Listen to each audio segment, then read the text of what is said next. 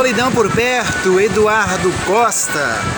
Canção essa que fala de novo da praia, quero me agarrar na tua saia, fala do sol, fala da praia, uma canção agitada aí, que havia sido gravada pela dupla Leandro e Leonardo no ano de 1998, que foi aí o último álbum da dupla.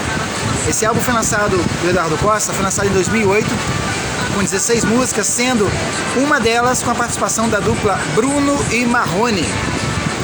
Que beleza, né? A canção que fala aí da praia, do mar. Gostoso, né? Convida a gente a escutar.